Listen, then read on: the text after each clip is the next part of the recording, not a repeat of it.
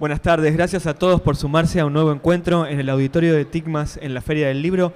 Hoy es miércoles 11 de mayo, han pasado por aquí referentes de la educación, de la tecnología. Vamos a tener otra referente que podríamos decir de las leyes, del nuevo paradigma de relaciones, del feminismo o de los feminismos. Vamos a después debatir cómo podemos hablar de Florencia Fraijo o de María Florencia Fraijo, que la presento muy brevemente. Florencia nació en Mar del Plata en 1987, es licenciada en Ciencias Políticas y se especializa en perspectiva de género en el sistema de justicia por la Universidad de Buenos Aires. Se desempeña como asesora legislativa, brinda capacitaciones para reducir la brecha de género en el área pública y en el sector privado. Además, ha colaborado y colabora habitualmente con diversos medios como CNN, Infobae, Revista Noticias, Anfibia. Ha trabajado en temas referidos al desarrollo humanitario y el acceso a derechos humanos en Argentina, Paraguay, Ecuador y Alemania. Es autora del libro Solas, aún acompañadas, que a mí me hace acordar a la obra de teatro de Linda Pérez, No seré feliz, pero tengo marido, y de Mal educadas. Florencia, muchas gracias por estar en el auditorio de TICMAS. Muchas gracias por la presentación. Mira, hay un cuento de Abelardo Castillo que se llama Crear una pequeña flor es un trabajo de siglos. El cuento es un cuento sobre escritura, es un cuento muy hermoso, trabaja sobre arte, pero la propuesta es el título. Yo pensaba en crear una pequeña mujer es trabajo de siglos.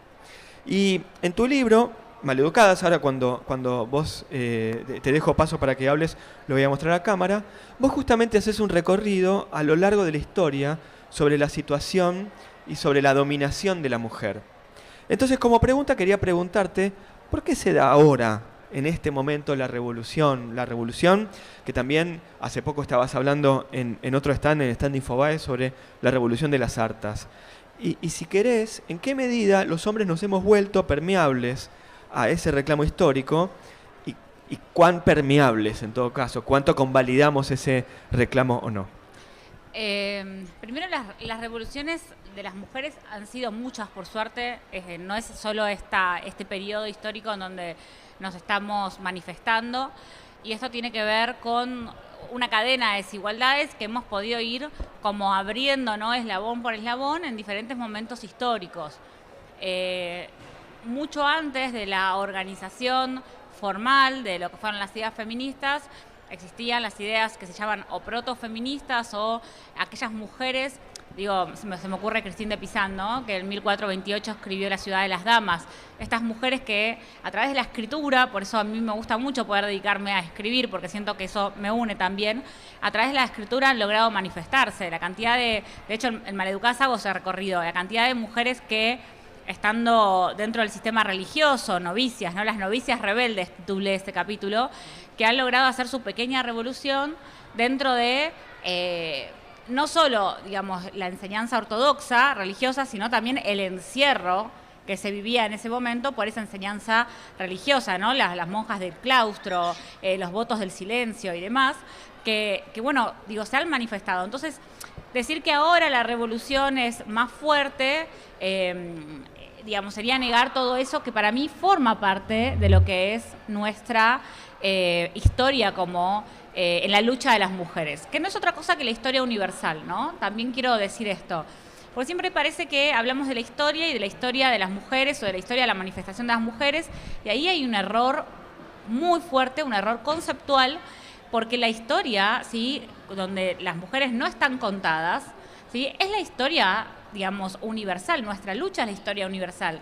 Lo otro, lo que consideramos como historia universal, es la historia de los varones, ¿sí?, contada por los varones y reproducida por los varones. Esto también refiere un poco a cuando dicen, que el coto, ¿no?, el feminismo de coto, o escriben sobre temas de las mujeres, o escriben. En realidad, nosotras cuando escribimos sobre la opresión hay un sujeto activo y un sujeto pasivo, ¿no? El sujeto activo es la masculinidad, que me da pena que no esté hablando también de esto y que tendría que estar hablando de esto. Y por último, para cerrar, ¿por qué se da hoy la revolución de las hartas? Y ahí creo que, y estando también un poco en este escenario, sin duda, las redes sociales y las nuevas tecnologías de la comunicación han permitido democratizar el conocimiento de manera tal que hoy cualquier persona con medianamente un smartphone puede manifestarse, más allá incluso de las desigualdades estructurales económicas y sociales, ¿no? Que también son muy fuertes, digo, más allá del género. Entonces, esto ha permitido que estas voces, nuestras voces, sean mucho más globales, y lo vemos, un ejemplo muy claro con lo que está pasando en Estados Unidos hoy, que se quiere volver atrás con lo que son los derechos conseguidos de acuerdo al aborto, y se piensa en la revolución latinoamericana con respecto a esto. Entonces, ahí tenés una fortaleza, ¿no? O cuando en Polonia pasó el lunes negro, que también tenía que ver con las restricciones respecto al aborto, salimos todas, ¿no?, a apoyar ese lunes negro. Antes era impensado pensar que una argentina podía estar metida en la lucha de una mujer de Polonia. Bueno, hoy sucede. Es interesante la respuesta. Es interesante. Me hiciste pensar que hay un libro que se llama Las mujeres en la historia argentina. Que ¿Felipe? No, es el de dos escritoras, se me fueron ahora el nombre. Me sale Gilda Manso, pero no estoy seguro de que sea Gilda, que es muy bueno, que las recupera en los hechos de la historia. Pero Bueno, Felipe Piña hizo siempre eso, ¿no? Yo crecí, para también ver que hay varones que por suerte ponen su pluma también a disposición. Felipe siempre ha hablado de cómo la historia de las mujeres no es la historia de las mujeres, es la historia universal. Hemos estado en momentos claves de la historia argentina y latinoamericana, por supuesto, y nos ha contado de esa manera, ¿no? No como excepcionales, sino como parte. Estamos en un espacio educativo y aquí hay muchos chicos que tienen edad de estar en la escuela, en el secundario. Y te pregunto, ¿de qué forma el aula se convierte en un lugar en donde se diferencian los sexos? ¿Qué deberíamos hacer los maestros, qué deberíamos hacer los profesores para no sostener el discurso de la clasificación de los hombres son fuertes e inteligentes? Y buenos en matemáticas. Sí, las chicas tienen buenos sentimientos, ¿viste? Es una cosa de candidez. Y son mejores en la comunicación. Bueno, en el libro vos, sí. En el libro vos trabajás con muchos arquetipos, muchísimos arquetipos. Por supuesto que esos arquetipos uno los tiene como conscientes, pero sin embargo opera a nivel inconsciente sobre otros tipos de clasificación. Las clasificaciones inconscientes tienen que ver con una funcionalidad, los roles que se estableció por una jerarquización, obviamente, de los sexos y de los géneros, y esas concepciones se fueron sedimentando a lo largo de mucha cantidad de años, por supuesto, y han formado lo que conocemos como los sesgos, ¿no? El sesgo es de alguna manera la base del estereotipo, de la estereotipación por género. El sesgo es inconsciente, el sesgo funciona casi de manera como pseudo-intuitiva, o lo que a veces llamamos sentido común, y cae obviamente en un montón de errores, como es esto de que los varones son mejores para las ciencias exactas, las mujeres son más amorosas, habilidosas, etcétera, porque sabemos que esas concepciones se construyeron sobre una mirada absolutamente androcéntrica, y forzada, ¿no? Cuando la ciencia se moderniza, por ejemplo, los varones, en vez de tratar de ver si realmente había una diferencia entre hombres y mujeres y cuáles eran esas diferencias, lo que quisieron comprobar era por qué las mujeres éramos inferiores respecto a los hombres, ¿no? Entonces empezó a imperar en la ciencia, fíjate cómo la misma ciencia puede caer en estos sesgos, ¿no? La teoría del peso del cerebro femenino, y hoy está comprobado que si una mujer es estructuralmente más grandota, su cerebro va a ser más pesado que el de por ahí un hombre asiático, que sabemos que son más flacos, más pequeños. Entonces vos fíjate cómo eso se ha trasladado en forma de educación formal, que por eso hablo esto en Maleducadas, y ese traslado obviamente se llevó a las aulas. Ahí hay otra historia para recorrer, que es cómo se conformaron las aulas, ¿no? Y las aulas se empiezan a conformar para las mujeres, ¿sí? Las primeras que acceden a educaciones formales van a ser obviamente las mujeres de clase alta y las novicias rebeldes, ¿no? Que cuento ahí también, que pueden acceder a la literatura, etcétera. Pero, ¿qué pasaba si el tipo de conocimiento al que se nos permitía acceder tenía que ver también con este arrastre de esta estereotipación? Entonces se nos formaba en la música para tocar el arpa, se nos formaba en la literatura para escribir poemas, ¿no? Entonces, como que el pensamiento político, social o económico a las mujeres no se nos permitía. De hecho, yo cito en Maleducadas muchos momentos en donde efectivamente no se nos permitía estudiar matemáticas, ciencias o, por ejemplo, oratoria.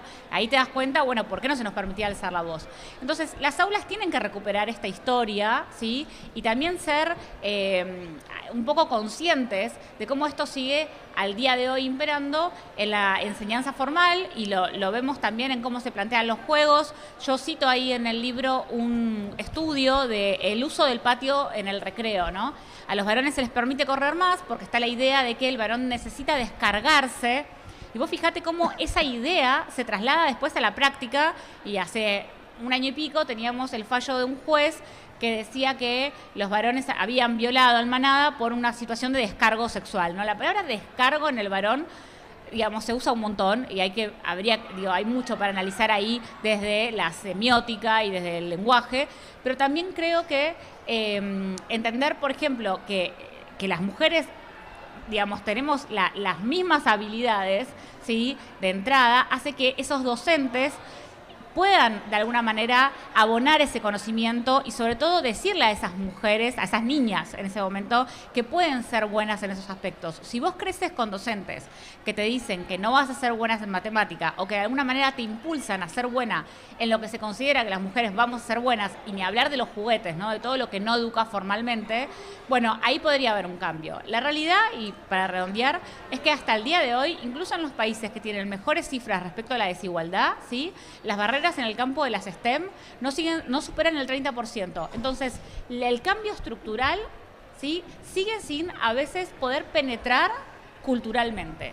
Me haces pensar en los espejismos de la certeza de Siri Husband, que trabaja muchísimo el tema de cómo a lo largo de la historia la ciencia siempre puso la ciencia y el pensamiento científico siempre puso a la mujer en segundo plano.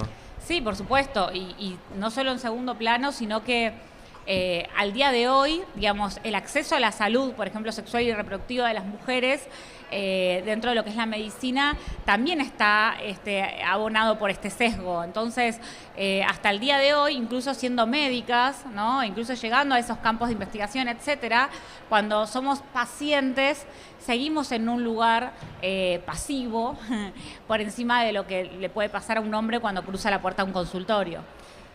Llegando ya promediando el encuentro, hay algo que tiene que ver con la cancelación, el escrache, ¿no?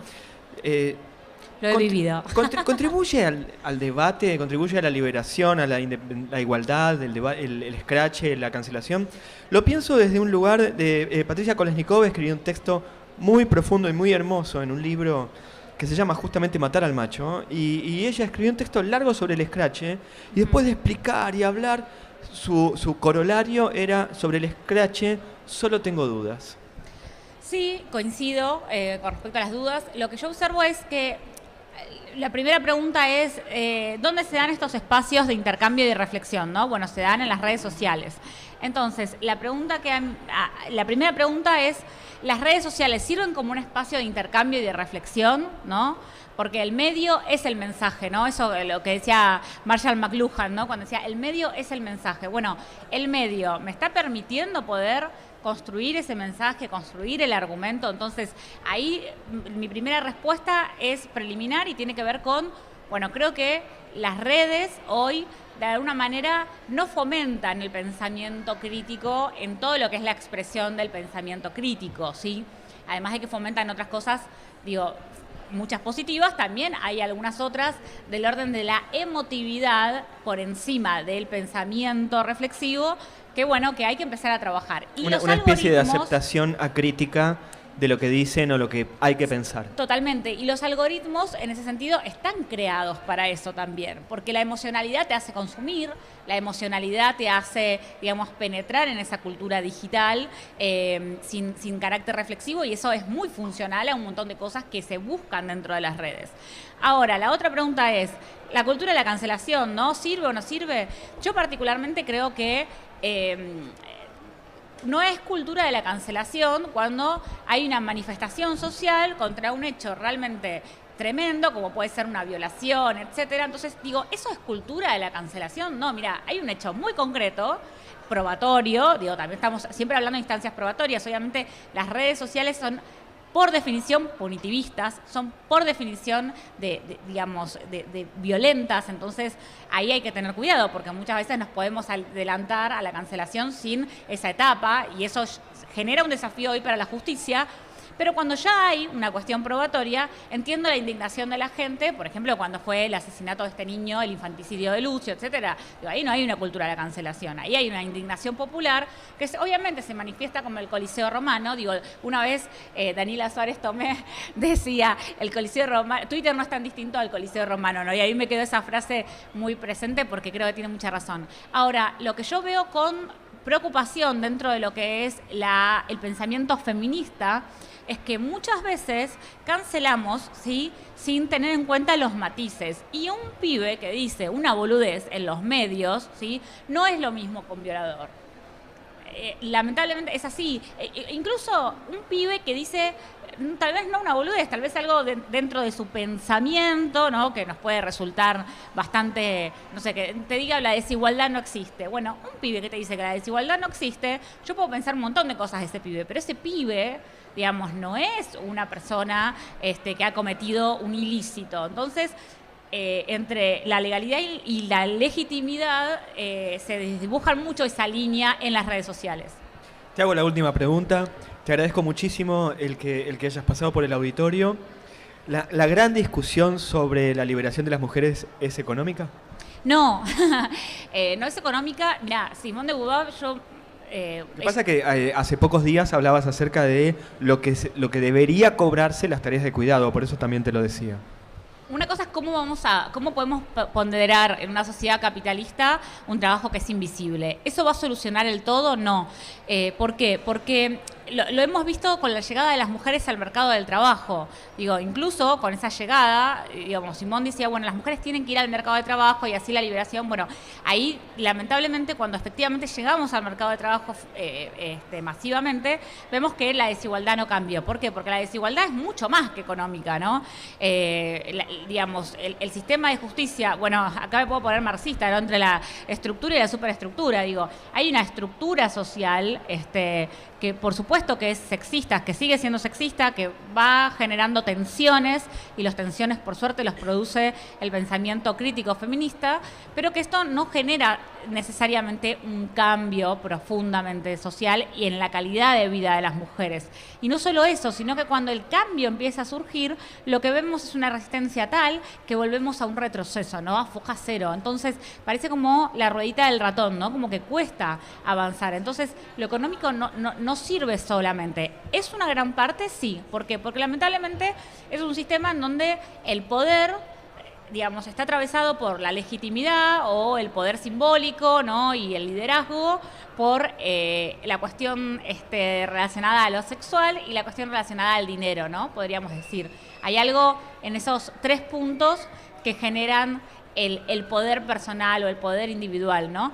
Y yo creo efectivamente que las mujeres que logran, digamos, emancipar su cuerpo de un montón de cuestiones dentro de lo sexual y los mandatos, que no voy a desarrollar ahora, pues está en el libro, que logran poder acumular capital simbólico, para eso necesitan tiempo, por supuesto, y que logran acumular un bienestar económico y patrimonial, por supuesto que tienen más privilegios que una que no lo tiene, ¿sí? Entonces creo que es eso, esto es un todo.